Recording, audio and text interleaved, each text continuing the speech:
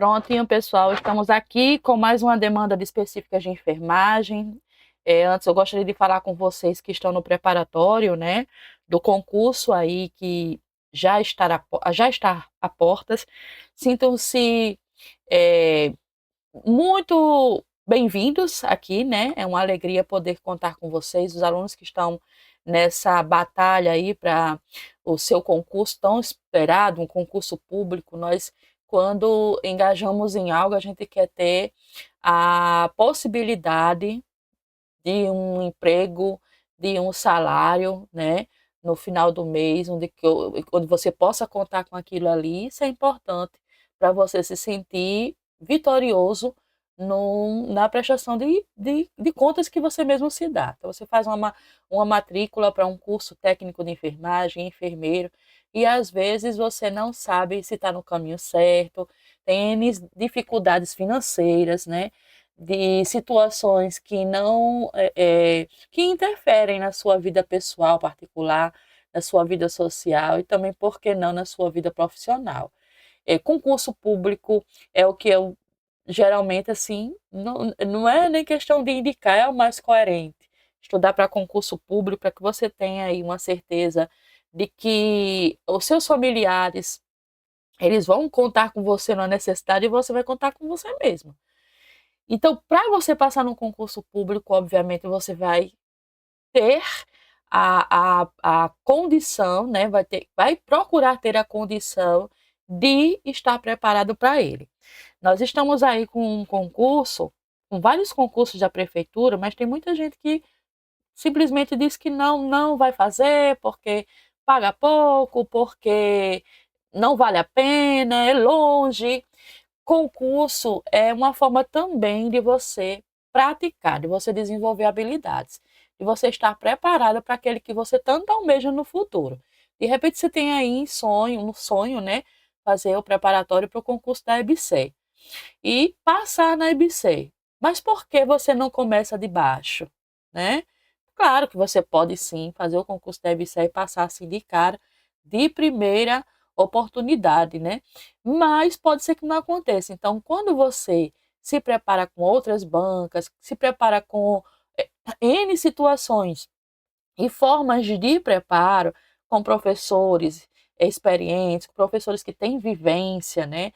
É muito bom você ser doutrinado por um professor, por um enfermeiro que tenha vivência hospitalar, que tenha a prática hospitalar, porque a vivência ela transforma as suas habilidades técnicas, mas também deixa você muito mais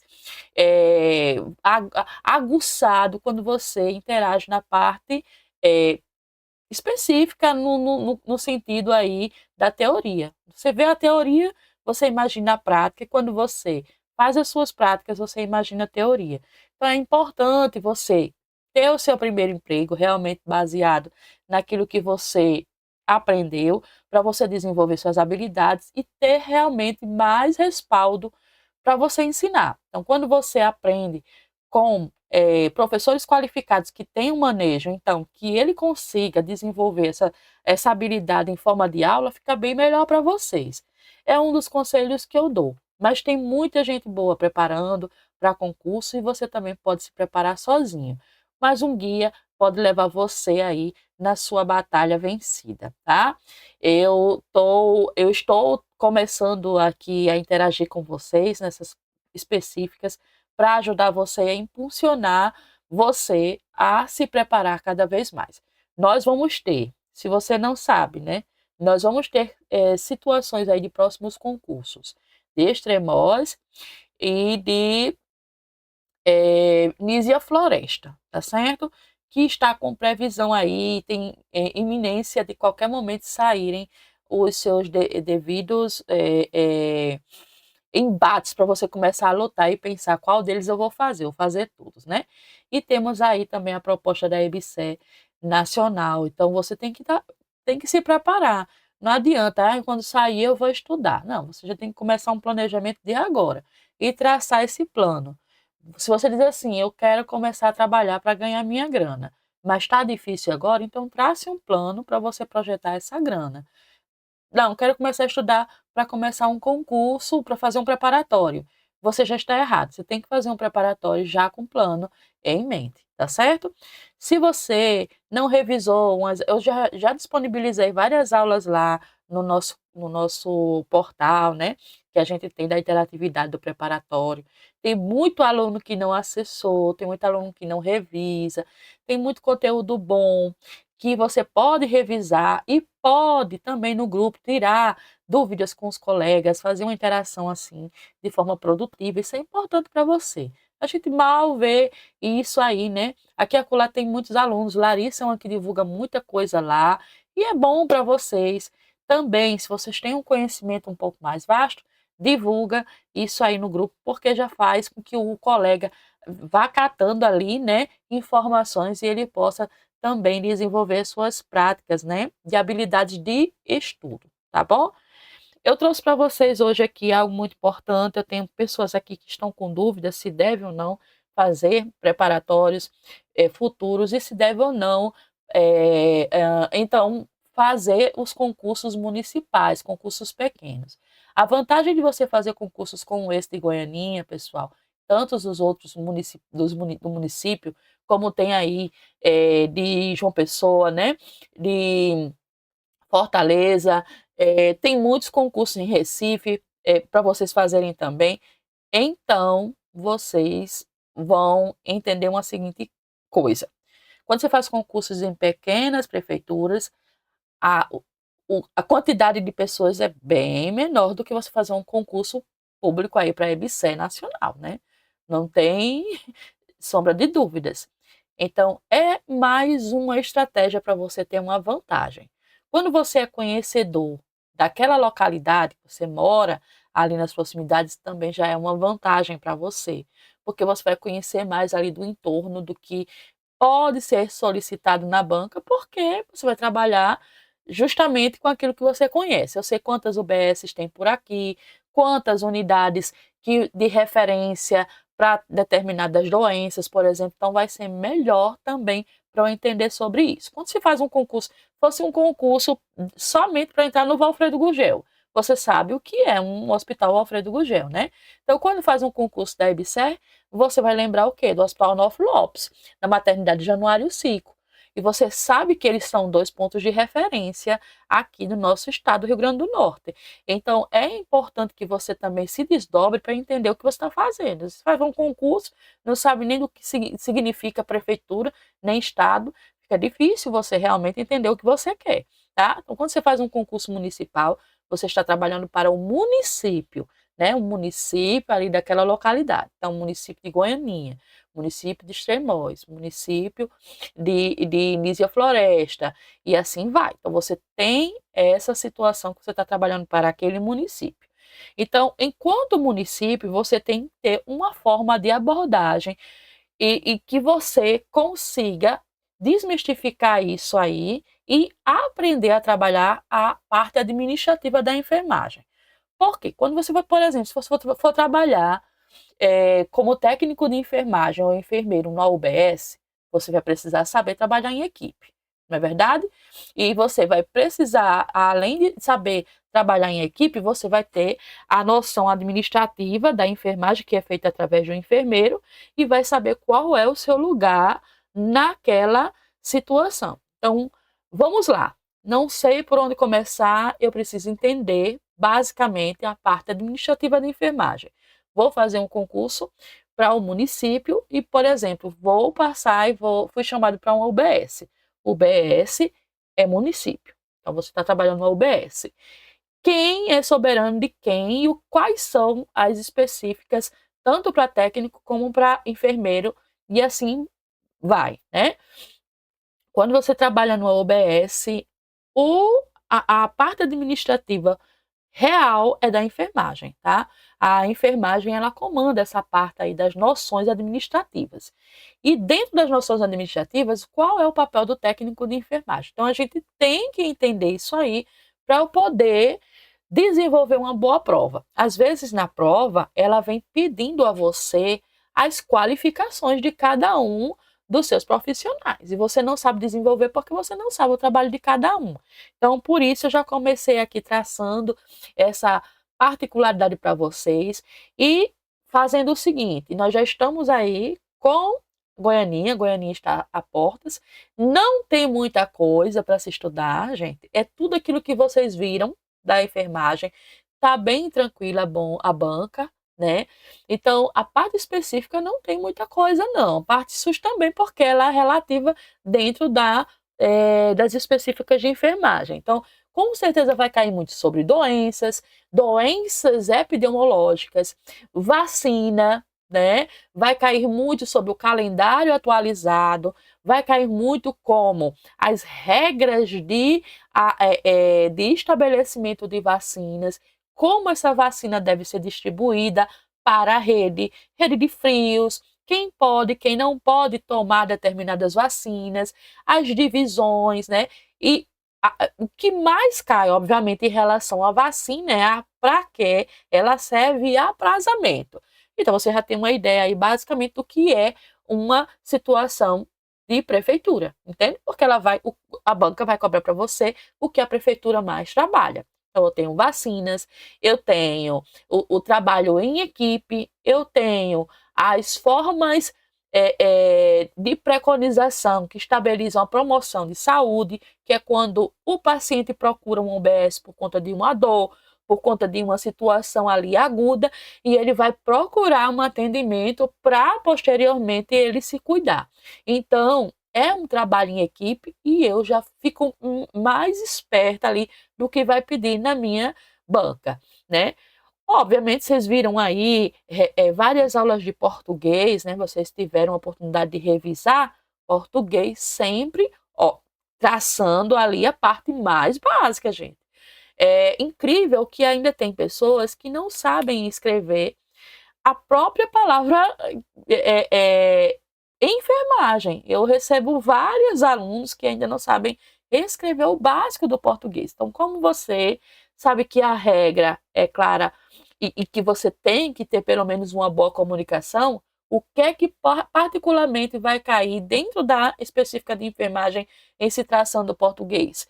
Você vai ter que ter conhecimento sobre anotações de enfermagem, você vai ter o conhecimento também da padronização, da organização dos sinais vitais. Então, português não é só para a linha de raciocínio do português em si. Ela traça você e cobra você também dentro da própria área de enfermagem. Então, vamos lá. Para começar, professora, não sei por onde começar, eu preciso traçar um caminho com vocês em trabalho em equipe para as específicas de enfermagem entrar juntas, que não são grandes coisas, é fundamentos da enfermagem completa. Goianinha pediu fundamentos de enfermagem completa, gente. Urgência e emergência não cabe com a situação de terceirizada, né? Porque eu estou falando de prefeitura. Então, eu já não trabalho aí com UPAs, né? Eu trabalho com a parte específica para a prefeitura, né? Então, eu tenho UBS, eu tenho os hospitais pediátricos ou maternidade, eu tenho aquela situação de médio porte, entende? Como você tem que traçar a sua linha de raciocínio. Quando você faz um concurso para estado, você abrange aí hospitais de grande, com uma maior particularidade de situações, né, de urgência, emergência, e eu trato mais doenças, clínica médica em geral, tratamento, cuidados, cirurgias, entende? Então, fica mais fácil trabalhar com prefeituras, muito mais fácil. Então, a gente vai traçar essa particularidade aí para a gente entender basicamente como se trabalhar, estudar específico e fazer uma prova aí gabaritada, tá bom? Pelo menos aí na específica, gente, porque português, matemática é algo muito pessoal, né? Eu estou falando da específica porque aí me cabe aí enquanto enfermeira, graças a Deus a gente consegue dominar, tá? Então vamos lá, começando para abrir o gancho aí. Ah, professor, tem interesse de fazer o preparatório da continuidade. Vou fazer também Nísia Florestas, Teimós, o que vier, a gente vai ter aí um plano bem legal para vocês de ensino com um valor bem interessante para dar continuidade, tá bom? Então, eu começo agora com vocês aqui para que a gente não larguem mais as mãos e comecemos o quanto antes a estudar as específicas de enfermagem, tá bom? Então, pessoal, vamos lá. Primeira coisa que eu tenho que estar preparada para um concurso é saber trabalhar em equipe. Como eu vou trabalhar na prefeitura, eu vou desenvolver várias habilidades lá. E enquanto equipe, eu trabalho num grupo, né? E esse grupo, ele desenvolve na sociedade um fator coletivo, né? Uma forma coletiva, na verdade, de resolver, solucionar problemas. Como assim, professora? Eu vou desenrolar isso, sou eu que resolvo os problemas da minha sociedade? Basicamente, sim, você é o ponto de X, né, da jornada de trabalho, você é o ponto X da relevância do acontecimento para resolver problemas com o, o seu componente social, né?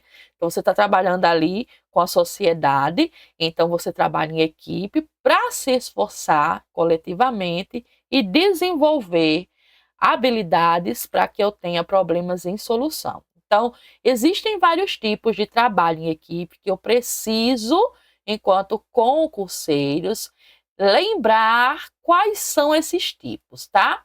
Do trabalho em equipe, aí se tratando da parte específica da enfermagem. Eu tenho a equipe que é a multidisciplinar, que a gente pode chamar de multidisciplinaridade, que analisa ali individualmente cada situação do elemento, ou seja, onde o profissional ele faz o parecer específico das suas especialidades. Então, eu tenho enfermeiros, eu tenho a parte integrativa, eu tenho a ESG, eu tenho várias específicas ali e várias especialidades para fazer um compartimento só e trabalhar em equipe, tá? Então, a multidisciplinaridade é quando eu tenho individualmente vários elementos que contribuem de formas específicas, né? Então, eu tenho um enfermeiro individual, né, para que você entenda melhor, e dentro das suas especialidades, ele vai trabalhar com a sua unidade e equipe, tá bom? Já a interdisciplinaridade, eu tenho ali a atuação em si, que ela trabalha de forma colaborativa. Então, como assim? Eu sou um enfermeiro, mas enquanto enfermeira, eu trabalho também com membros da equipe que interagem com ele, né? Eu tenho um enfermeiro e quem é que vai trabalhar e quem é que responde ao enfermeiro? O técnico de enfermagem, né? O auxiliar de enfermagem, que responde o enfermeiro, tá? Então, eu tenho aí interdisciplinaridade. Já a transdisciplinaridade, eu não tenho limites entre os profissionais, eu tenho o grau de interação, né?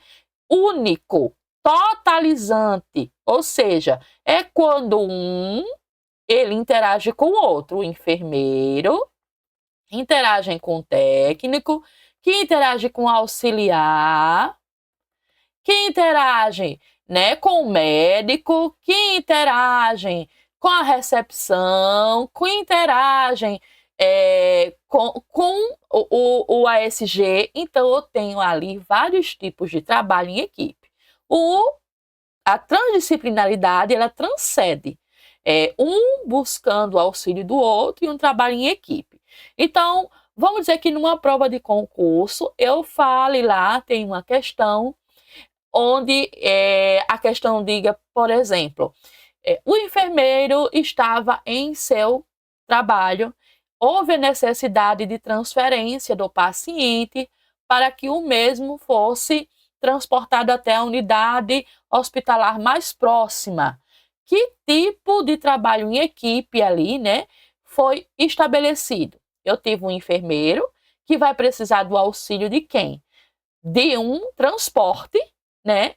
Do médico para fazer essa autorização do transporte, que é o médico que classifica o paciente, onde eu vou utilizar o técnico de enfermagem que vai levar o paciente, onde eu também vou utilizar ali o transporte que já vem de outra unidade, né? Porque a UBS, por exemplo, não vai ter.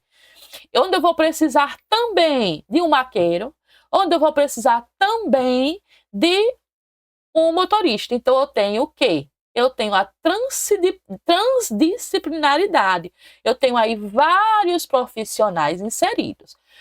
Porém, se eu analisasse uma situação onde o enfermeiro solicitou o profissional para que realizasse um curativo, nessa situação, vai trabalhar o quê? O enfermeiro juntamente com o técnico de enfermagem. Então, eu tenho a interdisciplinaridade, onde tem uma colaboração, porém uma colaboração de equipe ali entre eles, dentro das suas circunstâncias. Eu tenho o técnico, eu tenho o enfermeiro, né? Eu vou ter o auxiliar, então eles estão trabalhando ali na mesma informação. Já quando eu tenho um parecer específico da minha especialidade, eu tenho aí um trabalho de enfermeiro para com enfermeiro, técnico para técnico, auxiliar para auxiliar e assim vice-versa, tá? Então, eu tenho aí os 3 tipos de trabalho em equipe que eu preciso entender. Fica mais fácil essa forma de coluna, por exemplo, multidisciplinaridade. Eu tenho 3 vertentes, né? Por exemplo, aqui enfermeiro, técnico e auxiliar. Um exemplo, né? E aqui eu tenho a interdisciplinaridade, que eu poderia ter enfermeiro, técnico, auxiliar, médico, e assim em vários ciclos de profissões, tá? Então, quais são as vantagens de ter um trabalho em equipe, bem estruturado, organizado, gente? Primeira coisa, eu tenho uma formação de equipe, de time, né? Eu estou preparando ali uma equipe para que ela tenha um desempenho maravilhoso e esse desempenho possa transportar ao paciente uma dignidade, uma estabilidade no seu acolhimento, onde ele possa ter um melhor acolhimento, né?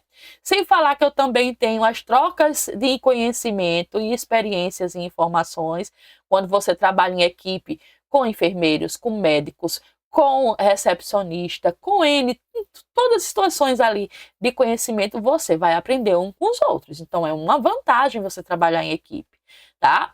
A união de profissionais, né, com várias experiências, ela faz com que vocês fiquem mais fortes, vocês criem experiências e vínculos, e isso transporta também para o paciente em si. No final das contas, o paciente vai se sentir mais seguro, ele vai ver uma equipe colaborativa, uma equipe que sabe o que está falando, o que um fala, o outro também repete, porque tem um pensamento só, né?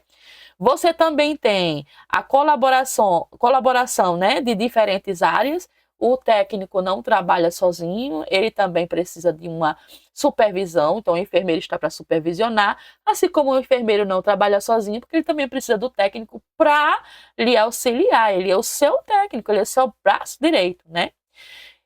Outra situação importante também, além disso tudo, você, com a junção de todos, tem a problemática da empresa com maior probabilidade de resolução de problemas.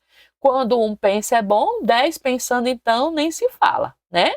Você tem também outras oportunidades de projetos de gerações. Você pode, por exemplo, estar trabalhando numa situação onde você já conhece a forma como um trabalha, você pode gerar ali projetos importantes, unindo ali outras pessoas que vão vir, né? Então é importante também para o crescimento da empresa e incita a melhoria de relação ali interpessoal. Por exemplo, olha como é importante você traçar regras, fazer um planejamento e saber que vai ter o café da tarde, né? Saber que vai ter um encontro de final de semana, saber que vai ter interações interpessoais. As pessoas estão ali também para fazer a interação interpessoal, porque isso é importante para cada uma delas, tá?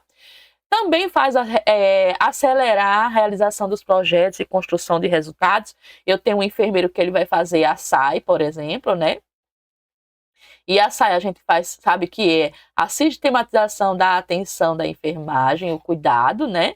E aí essa saia é promovida como planejamento, e quem é que vai ser o executor? O técnico. Então eu tenho aí a espera dos resultados. Eu vou construir e vou esperar bons resultados, resultados positivos da melhora do meu paciente. Como sempre, a gente tem que lembrar do meu paciente, que é a finalização do meu trabalho, né? Eu vou atribuir papéis e responsabilidades importantes para cada profissional. Também tenho a qualidade de clima do ambiente. Você tem ali a formação de pessoas felizes, de pessoas que sabem ali trabalhar em conjunto, sem confusão, onde eu tenho a ética, né? Andando junto com os outros, e a gente consegue ali traçar novos meios, né? É também uma forma de oportunizar seus profissionais. Você sabe muito bem que toda empresa fazem treinamentos, né? Treinamento para que você esteja sempre aperfeiçoado. Então, quando você entra em uma empresa, você está ali para aperfeiçoar sempre as suas habilidades. Então, o que é que se faz em uma empresa? Educação continuada, tá? Sempre aprendendo mais, mostrando suas habilidades, capacidades técnicas e comportamentais, promovendo comunicações assertivas. Você tem sempre ali algo positivo, então, para demonstrar para a sua equipe. Tem a instauração da competitividade profissional positiva, que você incentiva que o profissional ele esteja sempre avante, e esse incentivo faz com que ele cresça mais. E a união, empatia, o senso de grupo, respeito com as diferenças, né, com as etnias, com todas as circunstâncias que nós sabemos muito bem que hoje são bem relevantes, e muitos, então, aprendem mais dentro do seu trabalho, tá? Principais habilidades para que eu trabalhe bem em equipe, uma delas está em gerenciar conflitos. Se você não é bom em gerenciar conflitos, você tem uma oportunidade de aprender. Nem sempre você vai estar de cara alegre, feliz e sorridente para todos, mas também lembrar que se você não está num bom dia, aquela pessoa não tem culpa se você não está no bom dia com o cabelo em pé. Você tem que pelo menos fazer uma mascarazinha, e que as pessoas elas entendam e consigam observar a sua diferença e ter o ato político de gerenciar conflitos. Como você trabalha com equipe, você precisa saber gerenciar conflitos para evitar certas confusões. Então, a pessoa foi antiético com você, deselegante. É elegante, e se faz necessário que você seja elegante. A comunicação é eficiente sempre que você observar um erro, algo ali que seja importante ser conferido, você precisa comunicar, precisa ser eficiente. O que é uma comunicação eficiente? É quando você comunica e faz entender que às vezes você não sabe se comunicar. Você sempre usou porta-voz e agora você é um concursado. Você está trabalhando em equipe, você precisa se comunicar. Olha que coisa mais triste, você não saber se comunicar em uma situação onde você precisa falar com o médico a respeito de seu cliente, seu paciente, você não sabe. Não, vá falar com o médico tal, porque eu não sei falar muito bem. Não, você precisa ter uma comunicação e começar desde já a estudar meios de oratória, de interatividade, para que você consiga ter uma comunicação eficiente para o seu bem. Porque isso vai, querendo ou não, realizar um processo em você onde você vai ser mais proativo. E querendo ou não, você vai ter a terceira opção da proatividade. Você vai ser muito mais proativo. Você vai ser aquela pessoa comunicadora, comunicativa, que no dia que você faltou, fulano não veio hoje, ele fala tão bem, ele sabe, não precisa você estar sempre com o dialeto, sabe? Falando lindamente. Não, você precisa ao menos saber comunicar aquilo que você estudou, aquilo que você tem base. E como se defender também de N situações que vão aparecer para você. Isso vai deixar você com proatividade. Inovar, ter ideias, sabe? Quando você pensa, olha, a enfermagem ela é conhecida como a profissão das ideias. Então, as ideias são muito importantes. uma ideia nova hoje pode lançar amanhã e daqui a 4 dias transformar você no maior milionário, né? Por quê? Tudo veio através de uma grande ideia. E essa ideia que você tomou, que você teve a iniciativa, você pode pensar que ela é mínima, mas é a sua ideia. Ela foi a sua inovação, ela é a sua criatividade. É importante que você saiba inovar e que você tenha as ideias e saiba projetar. E aí é que entra a sua comunicação eficiente. Você pode ter a melhor ideia, mas se você não souber lançá-la, não souber como aplicá-la, não souber conversar sobre a mesma, você não vai ter aí uma boa inovação, porque as pessoas não vão entender o que você quer passar, né? Isso mostra que você tem confiança, confiança em tudo que você aprendeu. Inclusive, gente, essa palavrinha aqui muito importante, tá? Que às vezes você deixa para lá. Expertise. Você precisa ser expert em provas de concurso. Não adianta você saber o conteúdo e chegar na hora, você não tem confiança em si mesma. Você começa a travar, começa a dar aquele relâmpago na cabeça, que se chama de branco, né? Não existe isso. Isso aí é tempestade cerebral. Eu aprendi isso com um professor meu de matemática. A tempestade cerebral é que você quer aprender tudo ao mesmo tempo, você não vai conseguir conciliar as suas sinapses cerebrais, né? Você não vai. Então, a confiança, ela também trava você se você não tiver. Quando você tem baixa autoestima, ali você tem uma falta de confiança no que você é, em tudo que você aprendeu, no seu caráter, você sempre vai estar pensando assim: será que eu fui suficiente? Será que eu mereço isso? Será que não é para ser? Não, você precisa estar confiante para que você tenha expertise no dia do concurso público dizer, olha, é essa questão e pronto. Meu esposo, quando vai fazer concurso, ele diz assim, olha, eu acertei tantas questões e dito e feito, ele fez com confiança. Então, ele sabia ali, tem a parte expertise dele, né? Então, ele sabia ali que estava confiante que aquelas questões estavam corretas. Então, você tem que confiar mais em você para ser mais produtivo também.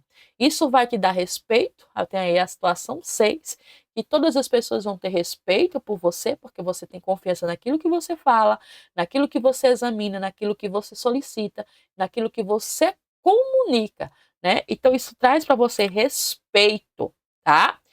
Como saber então se tudo isso aí faz parte da minha situação, minha característica, né? Como gestor. Eu sou gestora, eu sou enfermeira, então eu vou gerir, eu vou organizar ali com meus técnicos de enfermagem o âmbito de trabalho. Mas você, enquanto técnico de enfermagem, tem que aprender também gerir as suas necessidades. Veja bem, você vai assumir uma UBS e é só você na triagem, no acolhimento, tá? O que o acolhimento faz? O acolhimento é a triagem de uma UBS. Então, o paciente ele passa primeiro no acolhimento, onde eu vou verificar os sinais vitais, queixa produtiva do paciente ali, ou a queixa principal naquele momento, se ele está voltando. Vou realizar uma anamnese desse paciente. Então, eu estou gerindo uma situação técnica de enfermagem. É saber gerir. Se você não trabalha bem em equipe, você também não vai trabalhar bem com os seus afazeres, tá? É importante que você saiba gerir uma equipe, trabalhar bem com as pessoas, para que você também saiba gerir a sua particularidade. Hoje em dia, muito se fala, né, da educação. Você sabendo conversar com as pessoas, respeitando os limites das pessoas, você chega em todos os lugares. Isso se faz quando você tem uma boa iniciativa, você é proativo, você sabe mediar conflitos, tem uma boa comunicação e tem capacidade de se expressar sobre elas. Às vezes você comunica-se bem, mas não consegue expressar o que você está sentindo. Você está entendendo? Você fala, as pessoas demoram a entender o que você está falando, né? E a enfermagem, ela é muito essa questão do logo. Você não pode demorar muito. Uma circunstância onde você demora 2 minutos, você pode estar perdendo a vida de um paciente. Então, você precisa ter uma boa capacidade de expressar, né? Flexibilidade, né, e empatia é entender o outro lado, Às vezes as pessoas são muito empáticas, elas não estão nem aí para a sua situação. Se faltou, colocou um atestado, fulano já vai colocar um atestado, já é por isso aí, já começa a suspeitar de que fulano está com um atestado falso, né? Então, a empatia, flexibilidade. Hoje você não é adepto a tal situação, mas pela outra pessoa, para o bem dela, você pode dizer: hoje eu posso te ajudar a fechar a geladeira um pouco mais cedo da vacina, mas você já me auxilia a guardar as vacinas e vocês vão conseguindo ali ter uma flexibilidade de se auxiliar. Autoconfiança, como a gente já falou, que você precisa ser autoconfiante, porque você vai conseguir ter a capacidade de reter seus talentos, né? Você vai conseguir ali saber doutrinar os seus talentos, saber o que você mais sabe fazer. Que tem gente que gosta, por exemplo, de organizar papéis. Tem gente que gosta mais de trabalhar com telefone. Tem pessoas que gostam mais da escrita. Isso é a capacidade de saber aquilo que você gosta de fazer, porque vai estimular na sua criatividade e inovação, porque você vai saber ter facilidade com delegar as tarefas, você vai ter aquilo que eu falei, ó, expertise, né? Você vai ser expert, né? Isso é inteligência emocional, expert, é inteligência emocional. É aquele aluno que faz um concurso, aí tirou, não passou, né? Mas ele não vai se deixar abater por isso, não. Não consegui emprego, não vamos deixar abater por isso, não, porque um dia após o outro. Só não tem jeito para a morte e ainda assim você pode ter o cuidado paliativo, né? Então, a inteligência emocional é importante. A assertividade e controle andam juntos, assim como a aprendizagem que precisa ser contínua. Você é sempre um aluno para o resto da sua vida, você nunca será o perfeito, porque ninguém nesta vida é e ninguém sabe de tudo. Você precisa aprender continuamente para ter habilidades e saber receber feedback. O que é feedback? Se você não está indo bem, alguém vai te avisar e você vai ter que ser paciente para entender, é um feedback daquela pessoa. E o seu gestor, ele vai dizer isso para você. E você também receberá feedbacks positivos, assim como negativos, tá? E muito importante, saber planejar. Então, sua rotina de estudo, por exemplo, como é que tá? Você está no preparatório, recebe as aulas e vai guardando, guarda, deixa para estudar tudo no final de semana. Quando cheguei no final de semana, assisti um ou dois, cansou, dormiu, vou repor tudo na próxima semana que eu vou trabalhar. Isso não é um bom planejamento. Na verdade, isso não é plano nenhum, tá? Isso vai fazer com que você se fragilize, porque aquele que vai estar mais à frente, vai ser o merecedor dali do concurso, vai passar, fez o mesmo preparatório que você fez o mesmo, mas você não deu a mesma bagagem que tem que dar. Na bagagem, você não colocou tudo lá, você colocou pouca coisa. Aonde é que está a sua bagagem? A sua mente. Então, você não pode reclamar se não for um bom planejador, tá? Então, você precisa ter essa boa condição aí de planos. E eu tenho os fatores que podem sabotar o trabalho em equipe, trabalho em enfermagem, trabalho onde for. Inclusive, deixar você mais fragilizado e fazer você desistir de quem você é. Quando você trabalha individualmente, você não tem ali objetivo. Você trabalha sozinho. Você tem uma equipe todinha na sua casa. Por exemplo, na minha casa eu gosto muito de fazer tudo, mas eu preciso saber delegar trabalho para as outras pessoas também, porque senão eu vou adoecer. E no seu ambiente de trabalho, você pode ter um burnout, porque você não vai saber delegar as funções para os outros. E também porque você não tem objetivo nenhum, você não sabe ser individualista, você não vai ter objetivo nenhum, porque você trabalha para sozinho, você não tem objetivo de crescer nem fazer ninguém crescer. Quando você trabalha em equipe, você não tem que se projetar sozinho, você tem que projetar a sua equipe para o crescimento, senão sua empresa ela vai se fragilizar. Da mesma forma é a enfermagem. Se você não trabalha bem em equipe, você não vai, dentro de uma UPA, por exemplo, zerar uma fila de administração de medicamentos. Porque você não sabe trabalhar em equipe. Você está sozinho ali, só fazendo as suas medicações e deixando o outro colega para lá, nos afazeres dele. Então, você não vai ter uma equipe produtiva, porque você não tem, você é individualista. Você vai ter uma liderança despreparada, porque você não sabe trabalhar, falta de comprometimento, Isso aí dificulta, né, o trabalho, as pessoas não estão comprometidas a trabalhar. Inflexibilidade, sou 8 ou 80 e acabou. Não, nós estamos aqui para acolher e aprender. Se eu aprendi que hoje eu posso fazer a intramuscular, que aqui eu acredito que muitos já estão atualizados, né? Nós vamos falar sobre isso. A nova literatura nos diz que nós podemos fazer a intramuscular. Olha, vamos ler o Potter e o Brunner, tá? Intramuscular em qualquer ângulo, que não vai, aliás, de qualquer ângulo de bisel, né? Que não vai influenciar e prejudicar nada o componente ali do músculo do meu paciente. Então, eu posso fazer lateral, eu posso fazer para cima, eu posso fazer bisel para baixo.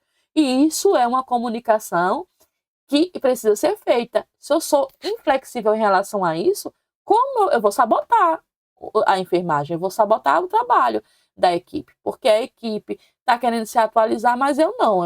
Eu confio que é só assim que presta e pronto. Isso não deixa que a equipe cresça.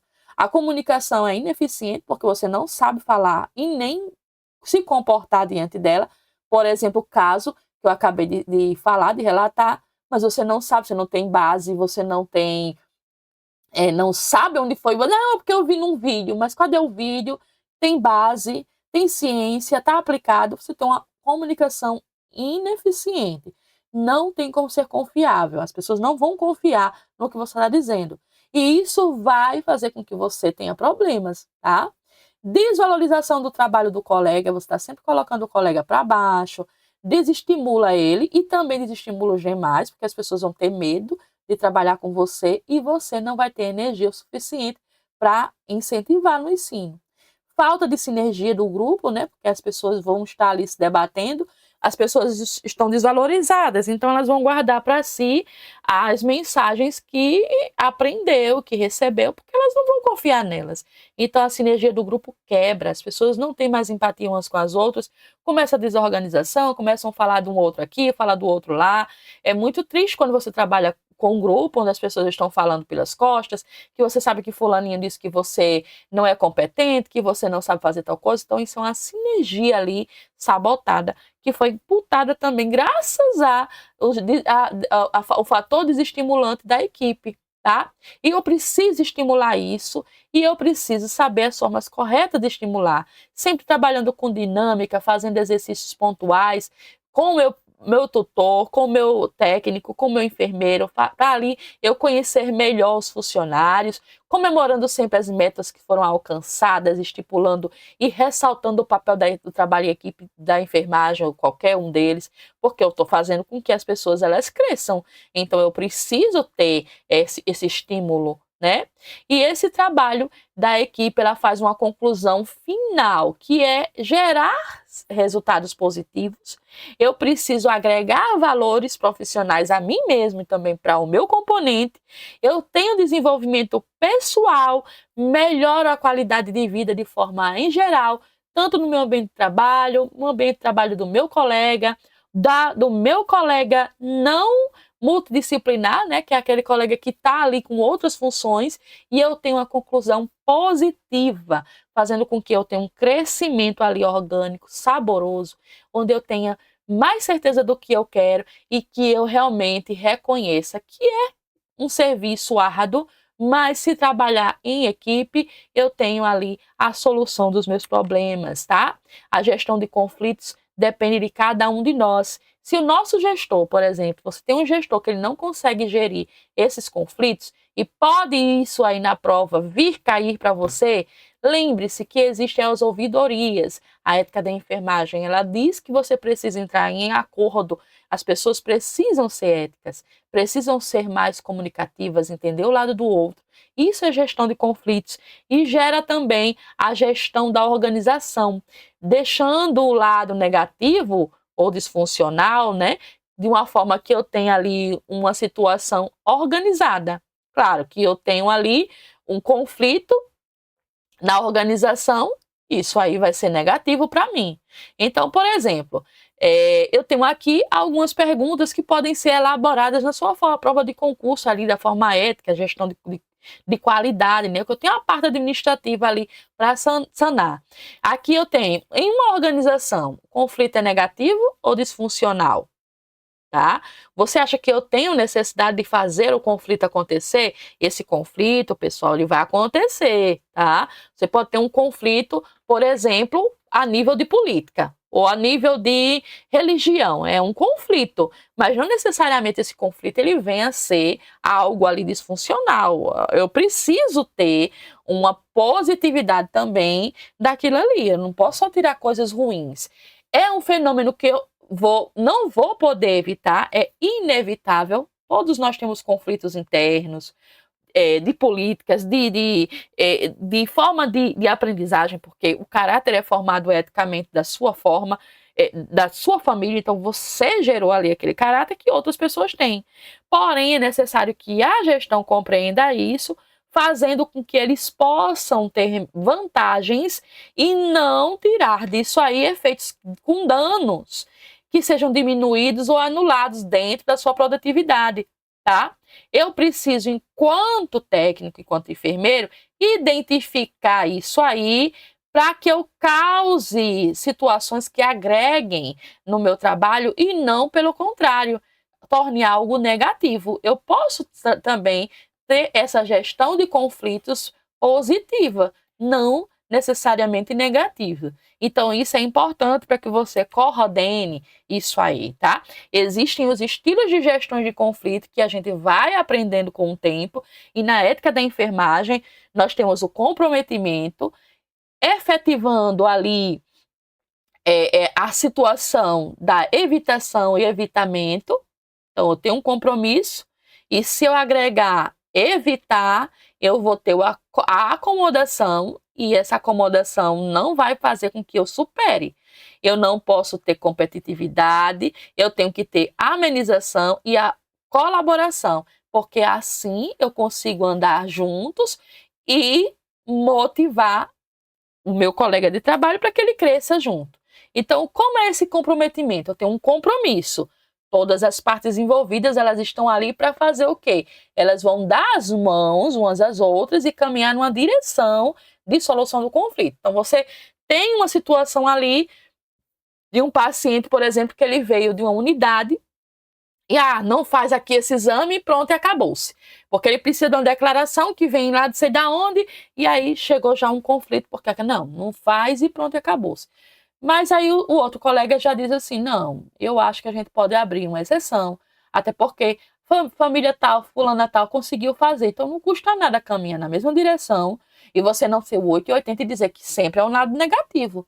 Vamos abrir as mãos e dizer ali, vamos ver se dá certo?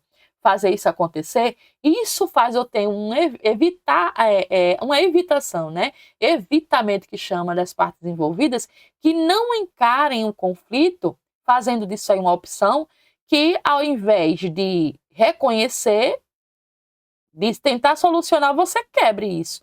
Então você tem uma evitação, né?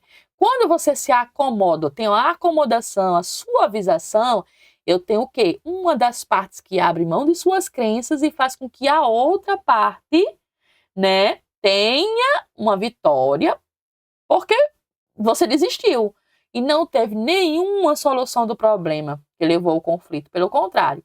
Então, numa situação de prova de concurso, a primeira coisa que eu tenho que entender para que a direção ela seja melhor, para que eu tenha um conflito com positividade, então eu tenho que ter o quê?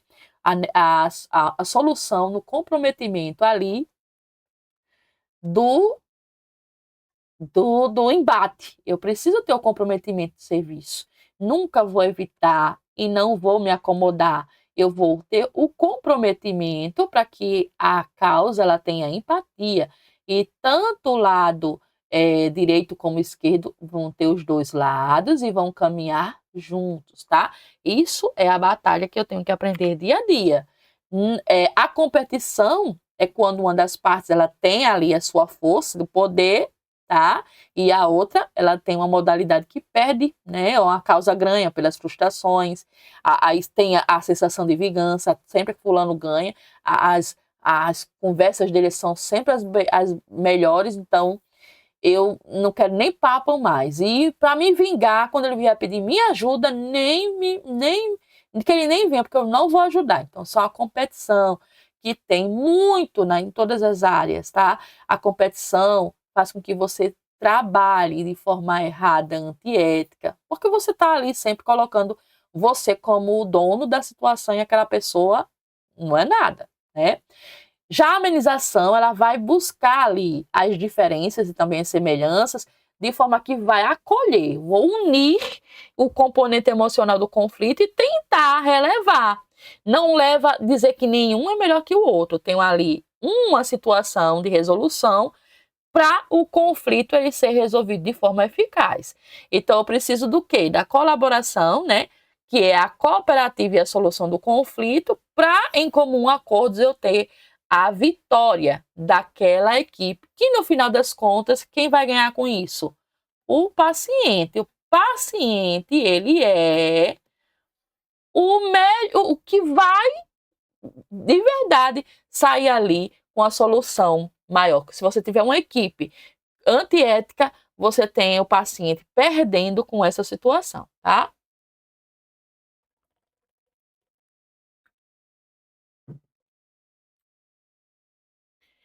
Então, pessoal, eu gosto muito dos meus alunos trabalhando com Rômulo Passo. Eu coloquei aqui as referências, estão disponíveis. Você pode colocar, né? Também conhecem aí no YouTube.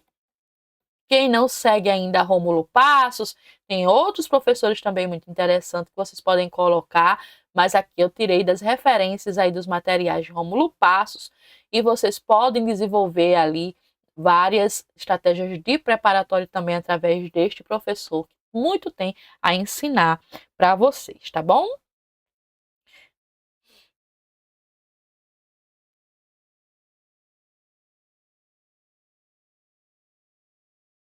Ok, né, pessoal? Conseguiram ouvir e ver os slides até aqui? Tá tudo ok? Josilene, ok. Regiane, isso, eu tô sem óculos, mas muitos daqui estão. Vou dar um tempinho, 5 minutinhos aqui, tá certo? Mas eu não vou deixar de gravar, eu vou deixar gravando aqui. 5 minutos é muita coisa. Um tempinho que é só o tempo aqui de atualizar e a gente entrar e dar continuidade na nossa interação de hoje.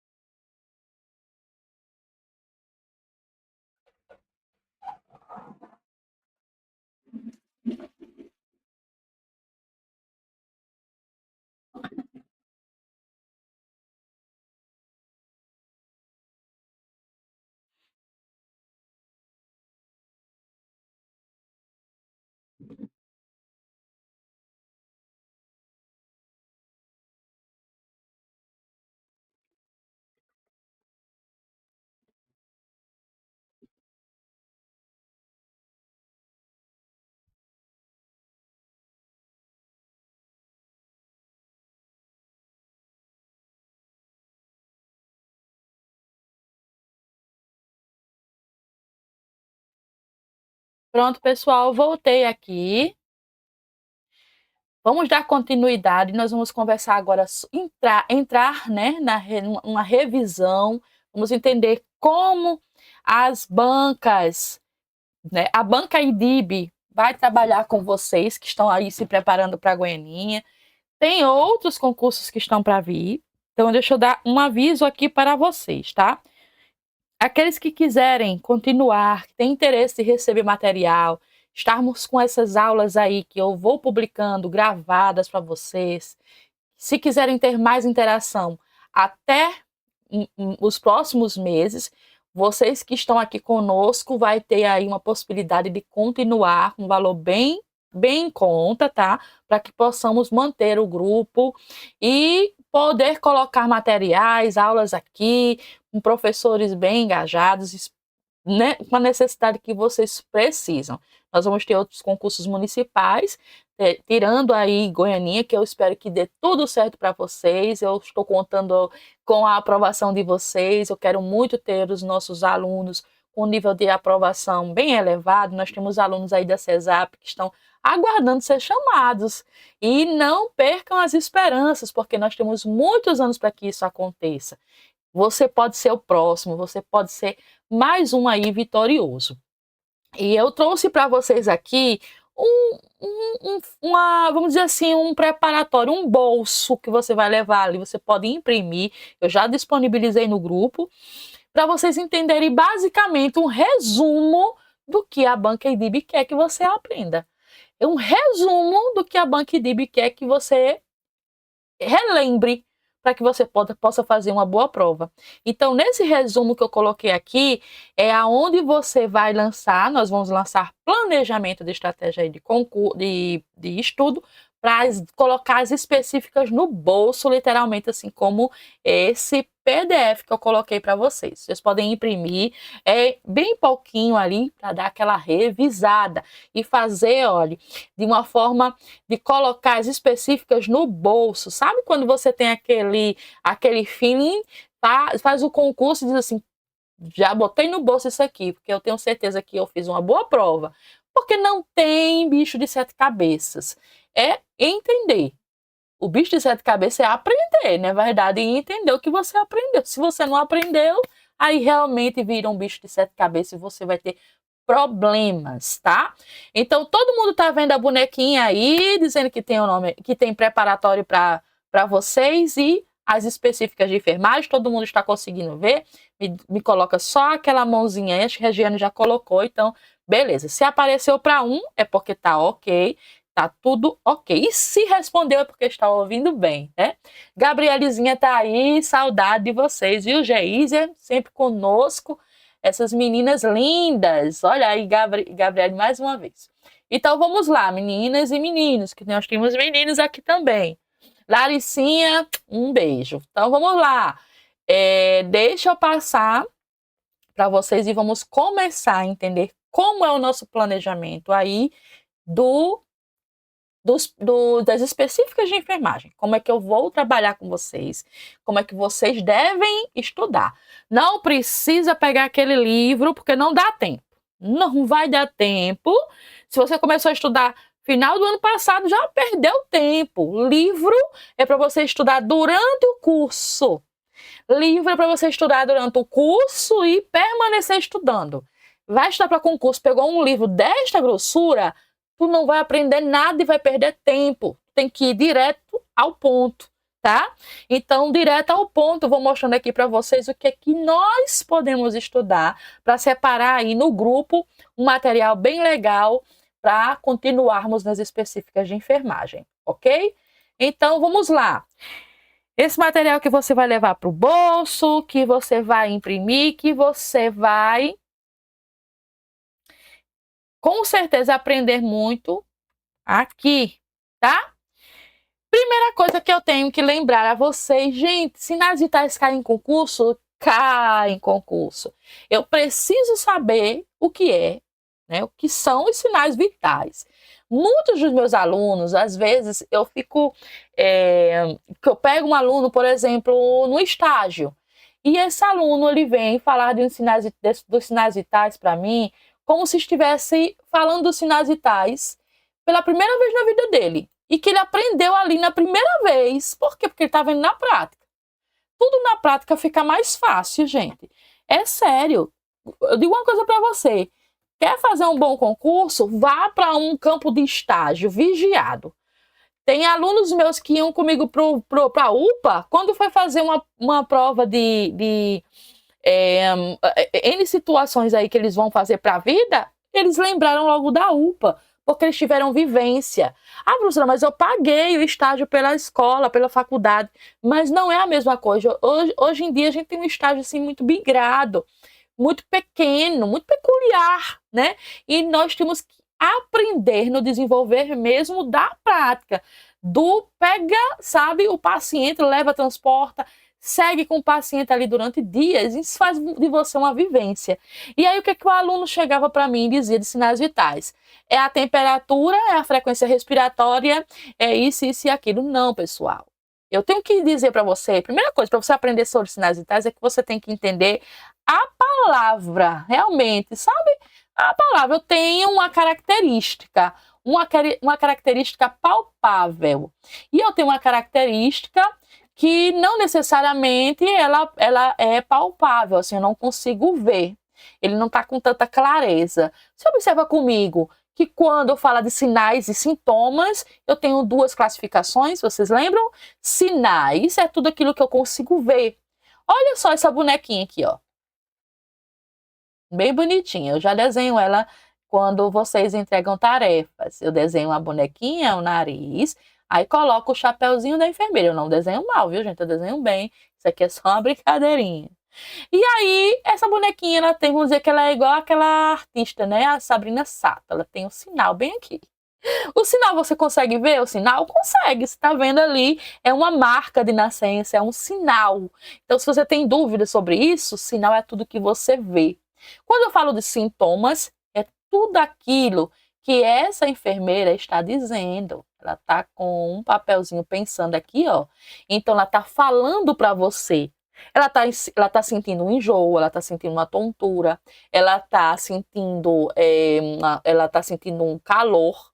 Então, ela está falando para você que está sentindo. Então, isso é um sintoma, tá? Porque você não consegue ver.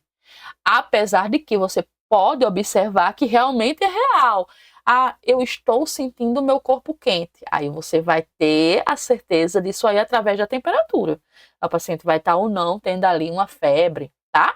Então, quando eu tenho a primícia de particularizar para você que sinais é a clareza, né, daquilo ali, então eu tenho sinais que são caracterizados por aquilo que eu estou vendo e vitais é aquilo que é vitalidade, é a situação do paciente, ele está passando para você se ele está bem, se ele não está bem, se ele vai adoecer. Então, são as condições físicas do meu paciente de forma clara, expressiva, que eu consigo visualizar.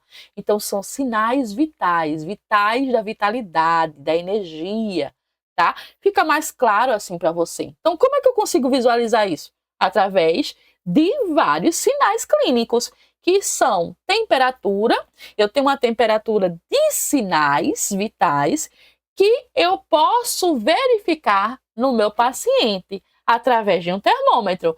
E aí eu posso dizer se ele tem uma vitalidade em relação à regulação da sua temperatura. Na temperatura axilar do meu paciente, ele pode chegar de 35,5 a 37, por exemplo, uma situação de normalidade, tá? Então, eu tenho uma normalidade padrão ali de 35, 37, ok? É importante que vocês saibam disso, porque se uma pessoa estiver com 37, você não pode dizer que ela está febril. A nova literatura, ela não está febril, tá certo? Ela está dentro do padrão da normalidade. Já na boca do paciente, até 37,4 é normalidade, tá ok? Já no reto, até 37,5 é normalidade. Então, eu tenho sinais que eu preciso aprender, que eles me dão, né, a informação negativa ou positiva daquela situação do meu paciente. Então, tudo isso aqui, desculpa que eu... Mas vocês vão entender quando vocês pegarem o vídeo gravado, né? Vocês vão entender que isso aqui, pessoal, ó, ok? São padrões reais e normal, ok? Quando eu tenho uma situação de um paciente afebril, eu tenho um paciente já ali chegando a 37, 36, e eu tenho um paciente sem febre. Um paciente afebril é um paciente sem febre, ou seja, em temperaturas dentro do padrão da normalidade. Vixe, que letra foi essa? Já um paciente abaixo de 35 graus, eu tenho uma vitalidade já em comprometimento. Ele está em hipotermia. O estado febril do meu paciente já vai começar ali a tirar uma situação de corpo quente, né? O paciente está com corpo quente. Eu tenho uma situação que pode começar de febrícula, que é a mesma coisa, que vem de 37,4 até 37,8. Então, aqui, ó, eu não tenho paciente com febre, tenha calma, eu tenho um paciente em estado febril ou em febrícula. E ele já foge do padrão o quê? Da normalidade, né? Ele não está normal. Já um paciente com febre, eu posso classificar, ó, a partir de 37,8, a nossa nova literatura. De 37,8, o paciente está em hipertermia, né? Ele está acima da normalidade, e até 38,9, ele ainda tem aí uma febre. Professor, então não posso dizer que o paciente com 38,9 ele está com uma febre alta? Ele está com uma febre alta, mais elevada do que a 37,8. Porém, esse paciente, ele não está com pirexia. O que é pirexia, professora? É febre de uma forma mais grave. Então, pirexia é além da febre, é uma forma mais agravante aí da febre, da hipertermia. Ele continua com hipertermia, só que de uma abordagem pirexia. 39 a 40, esse paciente eu não posso dizer que ele tem febre, tá? De 39 a 40 graus, esse paciente ele passa de febre a ter pirexia. Então, se na prova uma criança chega à unidade básica de saúde para ser atendida e assistida e apresentar 39,2, por exemplo, e o termo lá sugere hipotermia, febril, febre ou pirexia, a resposta correta está em pirexia. 38,9, esse paciente ainda está com febre. Ele está com febre hipertermia, né? Febre alta, mas ele não está com pirexia. E aí eu tenho a elevação dessa pirexia, que é a hiperpirexia. É quando ele está acima ali de 40 graus, então eu tenho um paciente ali num grau já de situações que ele pode ter convulsões, problemas ali neurológicos, tá? Então, uma hiperpirexia acima de 40 graus, ok? Professora, agora me diga uma coisa. O paciente procurou a unidade básica de saúde com 38,9. Ele é atendido em unidade básica de saúde a nível de situação, urgência, se tiver médico para assistir, ele pode ser atendido, tá? Só se busca UPA a partir de 39 graus. Aí você pode buscar uma UPA. Ah, professora, mas eu quero ir com 37 a 38. Você pode ter outros sinais característicos ali que informam uma emergência. Lá, você vai ser classificado de azul, tá? Porque verde para cima, você só vai ser classificado a partir de 39, ok? É a nova regra. Cuidado para você não se esquecer, tá ok? Você é enfermeiro, você que trabalha ali na situação de resolução de problemas, né? Olha, a gente acabou de falar aí um pouco sobre gestão, tem que saber gerir isso aí também, tá? A febre, ela pode ter uma intensidade, tá, gente? Desculpe. Ela pode ser uma febre leve, né? Febrícula ou febril.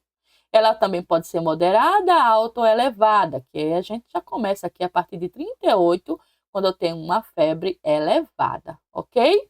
Entendido, né, pessoal? Sempre vou escrever temperatura axilar, se eu, por exemplo, for observar a temperatura do paciente na axila. Se eu for observar na boca ou no reto, eu preciso descrever a forma como eu estou aplicando aquela a descrita no caso de como eu estou verificando, porque você viu aqui que eu tenho diferenças. Então, isso aqui é diferente disso aqui, concorda? Porque se eu observo no reto, então de 37,5, o que seria 37,5 aqui? 37, eu já poderia dizer que o paciente está chegando ali numa fase de febrícula, né? Mas ele não está. Ele, se foi verificado aqui no reto, ele está dentro dos padrões normais, ok? Já a frequência respiratória, que também é um sinal característico, eu estou conseguindo observar através das incursões respiratórias do paciente. Então, eu tenho ali elevação de tórax, né, do paciente. Eu tenho um adulto ali que ele pode chegar a incursão de 12 a 20 respirações por minuto, dentro dos padrões da normalidade. Crianças de 20 a 30 e bebê, no caso, né, recém-nascidos também, de 30 a 60 incursões respiratórias por minuto. Hoje a gente não faz mais RPM. A nova literatura ela agregou um I, tá? Então, nós temos incursões respiratórias por minutos, tá bom? Olha a nova literatura para vocês não se embananarem. Isso aqui já é ressalva de EBSER, tá, pessoal? Também, ok? Outros tipos de respiração que nós podemos classificar. Eu tenho uma respiração, todos nós respiramos. Eu tenho uma respiração, você tem uma forma e cada um tem um padrão aqui de respiração. Eu preciso relembrar esses tipos de respiração. Quando o paciente está em movimentos regulares, normal, sem nenhuma dificuldade, eu posso dizer que esse paciente está eupneico, ou seja, ele está em eupneia, eupneico, padrão dentro das normalidades, tá? Já um paciente que não tem movimentos respiratórios, ali você numa situação de urgência e emergência, você tem um paciente em apneia, ele está em parada respiratória. Dispneia, aí é que entra o balacobaco, tá, pessoal? Dispneia, ela pode ser classificada em várias outras, como vocês vão ver aqui, porque ela é uma dificuldade respiratória. Concorda comigo? Um paciente em dispneia, ele não necessariamente vai estar bradipneico, ele pode estar taquipneico, né? Ele pode estar com ortopneia, ele pode estar em hiperpneia, porque ele está com uma dificuldade respiratória, um padrão diferenciado. E quando ele está dispneico, eu vou avaliar o quê? As incursões respiratórias por minuto. Dentro dessa classificação aqui, aí eu posso dizer se esse paciente está o quê? Se ele está bradipneico, taquipneico, né? E aí eu digo se ele está respirando uma média de frequência mais lenta ou mais rápida. Se ele está lento, então ele está bradipneico. Então, como é que a gente chama um paciente que está entrando em apneia? O paciente está tendo ali um infarto ou uma parada cardiorrespiratória. Então, o paciente ele está, antes de entrar em apneia, ele vai passar por uma bradipneia. Então, eu digo que o paciente está o quê? Bradicardizando, né? Ou bradipneico, tá ok? Eu tenho ali as duas funcionalidades. Tanto o coração como o pulmão estão em parada, né? Já um paciente taquipneico, eu tenho ali um paciente que tem uma aceleração dos movimentos respiratórios. O paciente está respirando ali acima de 20, né, incursões por minuto. Lembrando que você precisa reavaliar o paciente, paciente vem lá com 2 pizzas debaixo do braço, todo suado, cansado, correndo, você quer, com o paciente ofegante, verificar, obviamente você vai verificar novamente. Eu precisei ir ao pronto-socorro recente, né, que eu fiquei ali em atendimento hospitalizada. Assim que eu cheguei, o homem já estava verificando a minha pressão. Eu sou hipertensa, minha pressão subiu 160, com dor, né? Obviamente ela eleva. E ele não quis verificar novamente, e eu também não precisei pedir, porque o correto é verificar, tá certo? É verificar novamente. Eu tinha acabado de me sentar, tá? Então, eu preciso observar o padrão para ter respeito e diagnosticar, são diagnóstico de enfermagem, tá? Diagnosticar ali o caso do paciente. Já um paciente em ortopneia é um paciente que só tem uma respiração boa, né, ali, que ele consegue agregar atendimento, a ventilação boa, sentado. Então, o paciente em ortopneia. Chega paciente para atendimento em UBS, o mesmo, diz que está com dificuldade de respirar, está com muita tosse, queixa-se de cefaleia e observou que o paciente conseguiu respirar melhor sentado. Que tipo de respiração técnica da enfermagem pode responder? Então, esse paciente está ortopneico. Ele respira melhor em ortopneia. Vamos deixar essa prova aí nos trinques, nesse gabarito, você vai acertar. Já um paciente hiperpneia, ele tem uma hiperventilação, que é a mesma coisa, ele tem uma frequência aí muito profunda. Geralmente são os pacientes com asma, pacientes que chegavam ali com Covid, tá? Paciente com dificuldade devido a uma obstrução pulmonar, então eles vão ser muito hiperventilados, pacientes encharcados. Então, tem pacientes hiperpneicos. Na frequência cardíaca, que também é outro sinal vital característico que você precisa observar, eu tenho que observar o quê? Os batimentos por minuto do paciente. Né? E aí, voltando para aquilo que eu falei para o técnico de enfermagem que chegava para mim na UPA e dizia que aprendeu lá na prática. Por quê?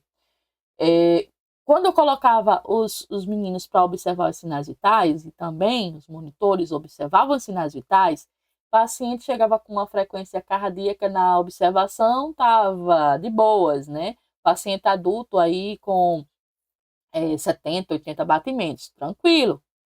E aí, quando chegava na pressão arterial, que nós vamos falar daqui a pouco, estava 118, né? Ou 18, vamos dizer assim. 180, né, no caso. 18 por 11, que não existe, vamos dizer que está de uma forma popular, né? E aí, continuava verificando os sinais de outros pacientes. E o paciente com a hipertensão lá ativa, aguardando você terminar os outros pacientes serem verificados. Não, gente, você verificou os sinais vitais do paciente, você observou que tinha ali uma situação que precisa ser sanada, que é uma urgência ali, né, uma emergência, na verdade, você precisa parar, acionar a equipe, comunicar à enfermeira o que está acontecendo para que seja solucionado o protocolo e o paciente seja medicado, seja lá, chamar médico, fazer a medicação prescrita, enfim. Mas você não pode dar continuidade como se nada tivesse acontecendo, porque você foge da regra de sinais vitais. Você não está vendo ali que tem uma situação que não está tão vitais, não tem uma vitalidade boa ali, então você tem que parar, estabilizar o paciente, ou pedir para que alguém o faça e você vai dar continuidade depois, né? Nos sinais vitais. Você não pode dar continuidade, deixar o paciente com a pressão alta lá, tá? Então, você foge da regra dos sinais. Você viu um sinal que estava caracterizando ali uma situação emergencial e não resolveu, tá? Então, na frequência cardíaca acontece muito, tá? Você observa ali num bebê, por exemplo, um bebê taquicárdico, mais de 180 batimentos, 190, você precisa chamar imediatamente uma atenção médica, tá? Então, eu tenho aqui, né, pela nova literatura atualizado, os batimentos por minuto em um recém-nascido, o bebê pode chegar a 170. Em crianças até 10 anos, eu tenho ali 120 já, nos padrões dentro da normalidade. Porém, abaixo de 70, já tenho ali um uma criança com bradicardia, né? Uma bradicardia ali já para ser evidenciada, tá? E as crianças acima de 10, ou seja, adultos, né? Elas já podem ser comparadas a partir de 60 e não estará bradicardizando. Então, se uma criança corre, menino, isso aqui chega a 150 brincando e tá de boas, viu? Já um adulto, não. O adulto ele já vai ali diminuindo a sua frequência. Nós temos a elasticidade do vascular e essa elasticidade faz com que a corrente sanguínea ela tenha uma incursão diferente. Então, a gente tem um posicionamento, obviamente, caracterizado, diferenciado da frequência cardíaca, tá? Então, a frequência cardíaca, eu tenho que lembrar que são as batidas, né, do coração, que ela vai clicar ali por minuto, e ela está expressando através da sua habilidade em fazer a palpação diante da artéria radial, e outras situações também você pode ver na carótida, né? Enfim, N situações, você está aferindo ali a medida de uma frequência cardíaca do paciente. Então, o paciente em repouso, lembre-se também que ele pode ter uma bradicardiazinha, porque ele em repouso é uma medida que você está tirando o paciente em repouso. Então, sempre que você observar, tá, que o paciente em repouso verificou e ele está ali um pouco mais abaixo, lembre-se que o paciente estará em repouso. Prova de concurso sempre coloca essas pegadinhas. E ele diz que o paciente está em repouso. Então, em repouso, obviamente, esse paciente ele pode ter uma bradicardia ainda, os fatores normais, tá? Já a pressão arterial, pessoal, fica aí uma situação de que muitos têm dificuldade de interpretar. A prova da banca, tá, gente, da IDIB, que vai passar para vocês, ela está trabalhando na nova literatura, sim, dentro dos padrões do Brunner e Potter. Então, eu tenho que me basear dentro da Organização Mundial de Saúde, obviamente que a gente sabe que teve a nova classificação, e também nos padrões dos nossos livros, que estão, alguns deles ainda em atualização. Então, eu coloquei aqui a atualização do Brunner e Potter, que nós vamos nos basear por ele, que é onde aí a gente tem as soluções de caracterizar uma prova universal para todo mundo. Então, quando eu penso nisso, eu vou estabelecer a pressão arterial disso aí. Se na prova do concurso estabelecer a regra da Organização Mundial de Saúde, nós estamos aqui com a regra também embasada e atualizada. Então, é importante que vocês coloquem na mente de vocês que já está atualizada e a literatura ela está bem clara para todos nós, tá? Então, eu já tenho hoje a pré-hipertensão estabelecida numa situação de 120 e 139. E, no caso, a pressão arterial sistólica, né, que é a pressão maior. E dentro dos padrões normais, 120, tá? Porém, abaixo de 120, aliás. Porém, pessoal, eu estou falando de classificação. Quando eu falo de classificação, eu digo que esse paciente é um pré-hipertenso de 120 a 139, mas ele é pré-hipertenso por N situações que a gente vai ter que observar através de quê? Da anamnese. Então, não posso dizer que este paciente, ele é hipertenso, ele é pré-hipertenso, mas ele pode estar numa situação ali que eu vou estudar a anamnese dele, ele vai fazer outras etapas do processo de identificação, porque pode ser momentânea. Então, não vá classificar paciente pré-hipertenso dentro de uma situação, por exemplo, quando você está com paciente em curso de enfermaria. Você está com um paciente internado e lá todo dia ele vai estar estressado, gente, com barulho, com medos, com ansiedade. Então, ele não vai estar pré-hipertenso, pode ser momentâneo, tá? Mas no concurso público, sim. No concurso público, eu tenho que estabilizar, colocar, né, o que manda a nova literatura. Então, é pré-hipertensão já a partir dos 120 a 139. Na vida e no cotidiano, vai depender de N situações, beleza? Então, de 80 a 89, eu já tenho a mínima, né, que no caso é a diastólica, um pré-hipertenso, que não era anteriormente. Já a hipertensão, ou seja, eu tenho um paciente hipertenso ali no estágio 1, é quando a sua pressão arterial sistólica, que é a máxima, ela chega de 140 a 159, que é o meu caso. Eu sou hipertenso, estágio 1, tá? Então, eu tenho N situações para diminuir ainda a minha pressão e também as minhas comorbidades, como caminhadas, diminuição de peso. Vamos dizer que uma prova de concurso, ela fala isso para você abertamente. Você vai ter que classificar esse paciente, tá? Já a pressão diastólica, que é a mínima, chega até 99, tá? É um hipertenso. Geralmente o hipertenso, ele vai ter essa pressão arterial mesmo tomando medicação, pessoal. Porque é a pressão que o organismo dele, o coração dele já interagem dentro do padrão da normalidade. Não era para ser normal para você, que é normal, e amanhã, de repente, aparece com 159 a sua pressão sistólica, né? Mas a gente tem um padrão de um paciente hipertenso, lembre-se que é um padrão normal para ele. Já o estágio 2, ele chega a 160 a pressão mínima, a máxima, aliás, tá? E a mínima pode chegar aí é de 100 a acima de 100. Sempre você vai observar algumas situações que caem, corriqueiro cair em prova de concurso. Obviamente, como você vai preparar o paciente se preparar para fazer isso aí. Você vai observar se ele não está com a bexiga cheia. Se o paciente tiver com bexiga cheia, eu tenho circulação de sangue maior, agilidade. O paciente vai estar em circulação de sangue, que ele tem ali uma situação emergencial que ele não liberou. Então, pode sim aumentar essa pressão arterial do paciente, tá? E colocar um mapeamento errado, ok?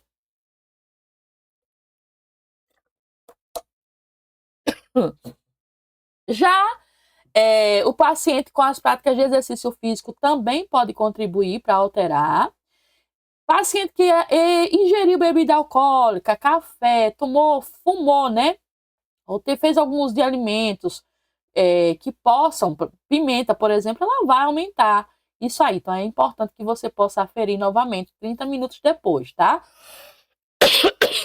Porque ainda está na circulação sanguínea e ele pode contribuir para os batimentos cardíacos, tá ok?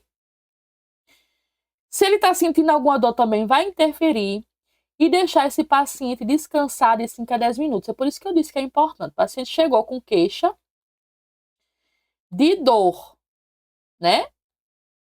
Verificar a pressão do paciente com dor, aí depois do medicamento que eu saí de lá, ninguém perguntou se deveria verificar novamente. O correto era verificar. Obviamente já tinha baixado, já estava estabilizada, foi medicada, falei com meu esposo, com meus filhos, então tudo ficou mais calmo, né? Cadê? Ninguém verificou minha pressão arterial. Fui embora, tá? Então é importante sempre rever isso aí. Então, sempre rever a partir de 30 minutos, tá? Pode ser 30 minutos pós-medicação, 1 hora, mas que é importante você verificar novamente, ok? Outra situação que eu coloquei aqui, gente, que às vezes, ai meu Deus, isso aqui é um sinal vital. Eu não aprendi isso na faculdade, nem no meu curso técnico. O índice de massa corporal é super importante, pessoal. Eu preciso saber o peso e a altura do paciente. Isso é regra clara. Quando você chega para ser atendido no UBS, isso aqui é situação de quê? É situação de atendimento, acolhimento. Acolhimento, pessoal. Então, acolhimento você faz, você verifica o peso e a altura do paciente. Depois, para você ver essa massa corporal, você vai dividir, tá?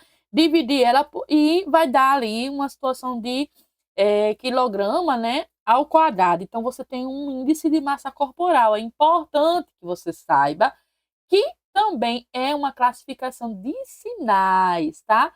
Que é a vitalidade do paciente. Então, um paciente, por exemplo, que tem um baixo peso, ele é diagnosticado quando ele tem um IMC ali, diante daquela atribuição que você fez, 18,5. Então, é abaixo, né, de 18,5, esse paciente está em baixo peso. Isso aqui a gente vê muito, principalmente quando vocês estiverem fazendo triagem de crianças e recém-nascidos, tá? Já 18,5, acima de 18,5 até 24,9, eu tenho ali uma faixa normal, sobrepeso até 29,9, 25, né, acima. 30 a 34,9, eu já tenho uma classificação de obesidade 1. 35 a 39,9, obesidade 2 e acima de 40, classe de obesidade 2, chegando no 3, tá, pessoal? Aqui, ok? Como é que eu vou, professor, aprender isso? Claro que na diária você vai aprender sempre. E geralmente prova de concurso vai implicar com você, é porque ela vai te dar uma situação de um paciente, por exemplo, diabético, né? Ou um paciente hipertenso. Então, esses pacientes, obviamente, eles vão ter uma comorbidade desse. Agora, o que você vai querer saber é classificar. Então, vocês vão estar sempre lembrar os extremos. Lembrar que a mínima de baixo peso seria uma pessoa com 18 menos, né? 18,5 por aí, então essa seria baixo peso, e a outra extremidade, eu tenho aí de 30 em diante, uma situação de obesidade. Obviamente, se eu tiver nessa linha de 30, 34,9 e outras questões sugerirem, através do peso dela ser muito alto, né? A partir de 100 quilos, eu já vou ter uma probabilidade de obesidade 2. A partir de 80 quilos, eu posso chegar a ter aí obesidade classe 1, entende? Então, eu vou sempre observar as extremidades e o índice de doença dessa pessoa para que eu consiga ali decorar de uma forma mais eficaz, tá? Outras medidas que nós avaliamos constantemente dentro dos sinais característicos do paciente são as medidas antropométricas. O que é isso? A gente vai revisar essa parte. A gente faz muito essas medidas antropométricas em CD. O que é CD? É crescimento e desenvolvimento da criança. Então, o crescimento e desenvolvimento da criança é feito na UBS. Cai muito em provas de concursos de município, porque é o que a gente faz na UBS. Então, as medidas antropométricas são realizadas pelo enfermeiro, mas na sala de acolhimento, na maioria das vezes, quem faz é o técnico de enfermagem, mas o enfermeiro em supervisão, tá? Então, o que são as medidas antropométricas? São nada mais, nada menos que as relações, né? A particularidade de relação de massa do RN da criança em situação de tamanho, peso, altura, para que eu consiga ali ver se está tudo dentro dos padrões da normalidade, tá ok? Então, uma criança aí de um peso normal de 2,5 kg até 4 quilos é dentro da normalidade. Nessa criança, ela pode chegar numa estatura normal de 45 até 53 centímetros. Então, é uma criança, né, dentro dos padrões da normalidade. Só que são padrões menos vistos. Uma criança com 53 centímetros, o meu filho, por exemplo. Ele mediu 53 centímetros no nascimento, pesando quase 4 quilos. Ele tinha mais altura do que peso. Né? Ele tinha 3,800. E ele mediu 53 centímetros. Era bem grandinho, tá? Então, ele está dentro do padrão normal, só que uma estatura assim de um menino maior. Então, é importante que vocês aprendam isso. Então, quais são as medidas antropométricas que se verifica no RN, caso caia no seu concurso, porque está lá na UBS, é uma classificação que você precisa fazer.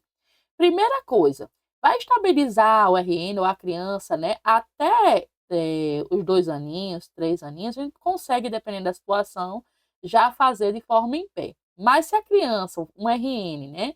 Até 1 ano, 9 meses, ela deita, 11 meses, a gente consegue fazer ela deitadinha. Então, a gente vai colocar a régua, né? Que é um comprimento na posição deitada. Essa régua, ela vai ficar sobre a cabeça aqui, ó. Ela tem uma tipo um arcabouço, vai ficar aqui sobre a cabeça da criança e outro aqui no pezinho, tá? E essa régua ela abre. E a gente vai medir ele bem retinho com a planta do pé aqui, ó, olhando para cima, tá? Algumas meninas que foram comigo para a maternidade, elas conseguiram ver isso aí, bem direitinho. E aí elas conseguiram observar também as medidas que foram verificadas. A primeira coisa que eu vou fazer aqui é observar as medidas do seu tamanho. Então, eu observo a estatura da criança. Então, eu coloco estatura, essa criança aqui, ó, tá com 75 centímetros de altura, né? Que é a estatura dela. Depois eu venho começando, ó, céfalo podálico, né? Não é mais céfalo-caudal. Se na tua prova de concurso aparecer caudal, tá? Desculpa aqui o U, tá, gente? Caudal. Observe que isso é uma literatura já está em saída. Nós temos cefalopodálico, tá, pessoal? cauda a gente não tem muito não, né? Mas pé a gente tem. Então, eu tenho aqui a medida, né, da cabecinha. Então, eu tenho o perímetro cefálico. Então, o perímetro cefálico dessa criança é medido aqui, ó, da, bem da medida occipital para frontal. Então, essa medida aqui, que é o perímetro cefálico. Logo, eu vou descendo e aqui eu tenho o perímetro torácico. Esse perímetro torácico é medido aqui, ó, bem acima do mamilo da criança, tá? E aqui eu tenho o perímetro torácico, aliás. Já a medida do umbigo, eu verifico, no caso, o perímetro abdominal. Isso eu coloco em abreviatura, tá, gente? Perímetro cefálico, perímetro torácico, aqui perímetro abdominal, para colocar aqui as respostas, tá? E eu tenho estatura, ok? Então, aqui, perímetro torácico, perímetro abdominal, que é bem aqui na cicatriz umbilical, tá? Então, eu tenho essas três medidas e eu tenho a medida da estatura da criança. Então, são uma, duas, três, quatro medidas, tá? Que são regras antropométricas inseridas dentro da Organização Mundial de Saúde, que o paciente, o RN, ele é registrado após o nascimento, 24 horas depois do nascimento, e a cada consulta de CD, que é crescimento e desenvolvimento, tá? Aqui são os valores de referências que caem muito em provas de concursos. Então, os valores de referências são até 35, né? A partir de 33, quer dizer, abaixo disso aqui já está a normalidade, né? Então, de 33 a 35, a cabecinha da criança está na medida ok. O perímetro torácico de 30 a 33 e o perímetro abdominal de 28 a 31 centímetros. Ok?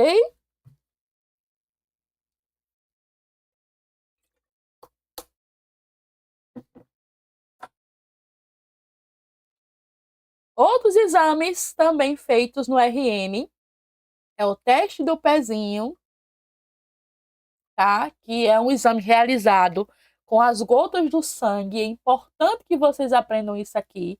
A gente faz entre o segundo e o quinto dia de vida, ok? A nova regrinha da Organização Mundial de Saúde, ok? A gente faz do segundo ao quinto dia de vida. Ele detecta o quê? Para que serve? Olha aí. A anemia falciforme é detectada. A fenilcetonúria, né, que são doenças também do sangue. O hipotireoidismo congênito, ou seja, as crianças que têm problemas aí com a tireoide. E fibrose cística, tá ok? Teste da linguinha, também realizado para nos orientar com relação ao tratamento de diagnóstico, né, de doenças precoces, né, provocadas aí por limitação do movimento da língua. Então, nós temos a teste da linguinha, por exemplo, com a alteração do frênulo, tá? Que é aquela pelezinha que nós temos abaixo da língua. A tipagem sanguínea, que a gente pode chamar também de combis direto, tá, pessoal? Deixa eu escrever aqui. São os combis. Nós fazemos a tipagem sanguínea, que vai identificar ali o fator sanguíneo do paciente, se ele é A negativo, A positivo, O, tá? Porque isso é super importante no tratamento necessário, se for o caso, e também para constatar para determinadas situações posteriores. É retirada através do cordão umbilical da criança, viu? Do recém-nascido. Prova de concurso, nada de dizer que você vai pulsionar o bebê, tá? Toda tipagem sanguínea, qualquer tipo de Situação que seja retirado do RN, é retirado assim que o RN nasce. A gente chama de combis direto. Não esqueçam isso. Vai cair na tua prova, se Deus quiser. Então, através do combis direto, que é o exame que a gente faz da tipagem sanguínea, para avaliar aí o tipo sanguíneo. E o teste da orelhinha, que auxilia aí na identificação de problemas auditivos que esse RN possa ter provenientemente aí no futuro, a partir do segundo dia de vida, a gente já faz, inclusive na própria maternidade. O que, que eu posso fazer aqui na maternidade ainda, pessoal? Tá? O teste da linguinha, que a gente pode fazer na maternidade, algumas maternidades fazem. A tipagem sanguínea faz imediatamente, assim que o RN nasce. E o teste da orelhinha, o RN tem até 24 horas antes de sair para fazer o teste da orelhinha, tá bom? Teste do coraçãozinho também nós fazemos em até 48 horas de vida. Se passar disso aqui, a gente já tem ali, perde estimativa, né, de vitalidade do nosso, já não é mais um teste do coraçãozinho, é um eletrocardiograma em si, né, a gente não chama mais de teste do coraçãozinho.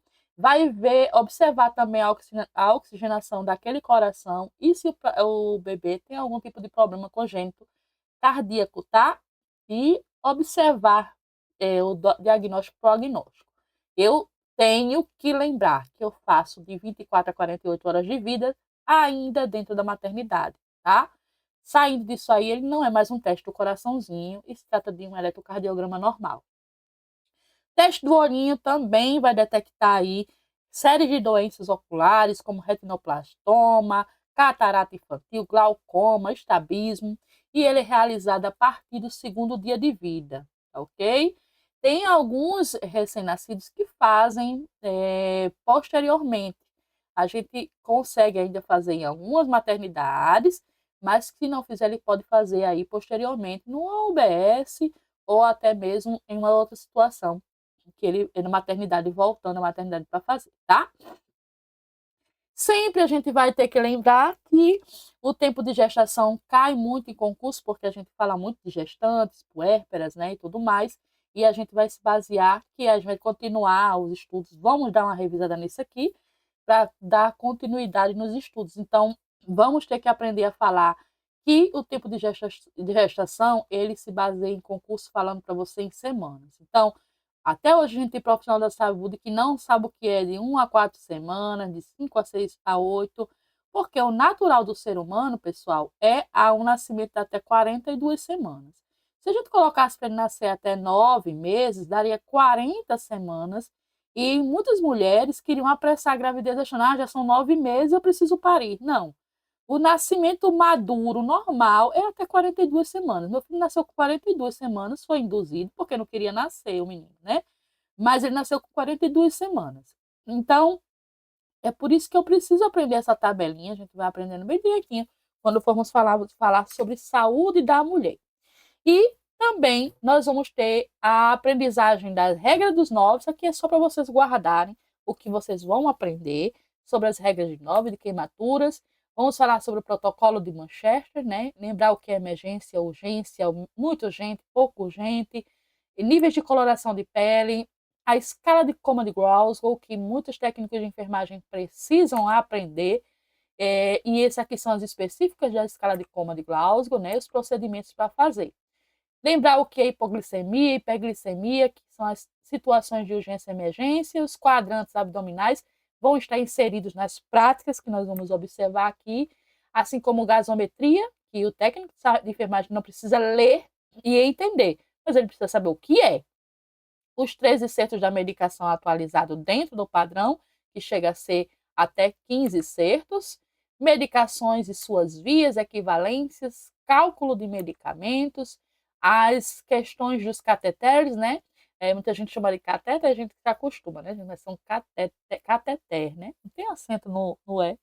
Aí agora eu fui ler, é cateter mesmo, né? Então, os catéteres que nós precisamos entender o que eles são, para que eles servem, cai muito em concurso, às vezes você não sabe o que é uma bocata, é importante saber sobre isso, é importante saber como vocês vão funcionar o paciente. Então, isso aqui é mais um plano de ensino. Aqui eu coloquei para vocês também algumas medicações que vocês estudem.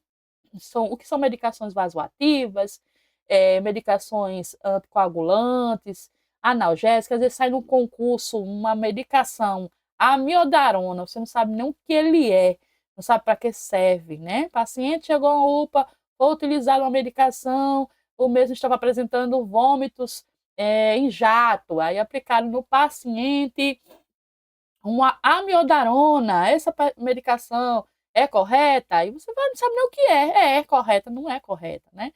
Então é importante vocês darem uma revisada nisso aqui. Não precisa que a gente vá ler um por outro, é você que tem que ler, é um plano seu.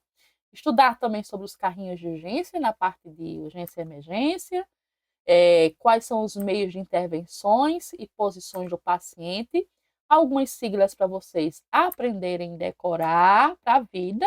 Aqui, ó, alguns termos técnicos mais utilizados, né, que a gente até falou, como algia, astenia, anúria, tá?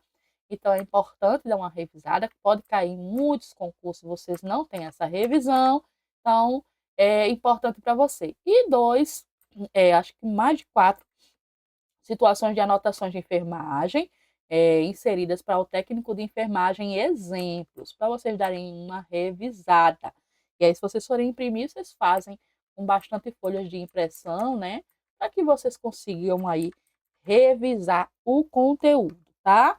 Isso é o que nós temos para hoje, para uma imersão de iniciativa para os nossos preparatórios para concurso, tá ok? São 9 horas, é claro que vocês vão ter um exercíciozinho para fixar na mente, e aqueles que quiserem dar continuidade, aqueles que querem agregar, que a gente consiga aí passar numa prova de concurso mais para frente, vai ter Goianinha para você, vai ter outro, vai ter outro, vai ter outro, eu quero que você faça, eu quero que você passe. Então, continua no grupo, tá? Faça já a sua pré-inscrição para continuar dando ênfase aí aos seus estudos, e vamos colocar à disposição a nossa mente para funcionar. Estude, porque se você não passou no concurso hoje, foi somente porque não tinha que ser. Vamos colocar isso na mente, vamos pensar que eu posso, vamos pensar que não foi porque era para tinha que fazer mesmo. Vamos ter que parar de colocar a culpa em Deus, né? Eu não consegui porque foi Deus que não quis. Você acha mesmo que Deus também não queria que você tivesse um concurso e conseguisse? É lógico que ele tira, né, os caminhos ruins da nossa mente. Mas às vezes não é ele que está segurando bênção, não. É porque você não merecia. É porque não era para você ir mesmo. Porque você não merecia estar lá. Não era para você. Você não tinha mérito para isso. Você não estudou o suficiente. Você não mereceu. Para de colocar também a culpa em Deus, tá? Estuda, né? Faz a sua parte e depois você cobra. Se você não foi tão suficiente como deveria, você pode até subjugar e conversar com Deus. Deus me deu mais uma oportunidade, porque o concurso eu sinto que está chegando. Então, vamos estudar, vamos fazer as nossas pré-inscrições para que a gente consiga aí ter doutrina, ter professores assíduos aqui com vocês que consigam doutrinar, consigam ensinar e consigam transformar você e deixar você cada vez mais afiado para as provas de concurso. Não pense só em professora Francine, não. Tem N professores, milhares de professores bons aí, que vocês também podem se agarrar. E se você puder incentivar, incentive o professor para que cada dia mais ele possa fazer o bem para você, tá bom? Eu encerro por aqui, já vou colocar no grupo uma revisão bem legal para vocês. E aqueles que tiverem aqui como convidado, que quiserem receber essa aula gravadinha, entre em contato comigo, e que quiserem também estudar mais sobre o concurso, falem comigo no privado. E aqueles que já estão no preparatório, vamos apenas começar e vamos deixar as específicas todas gabaritadas, porque isso aí eu consigo te ajudar, tá? Mas depende de você. Um beijo, fiquem com Deus, gente. Até a nossa próxima aula, se Deus quiser.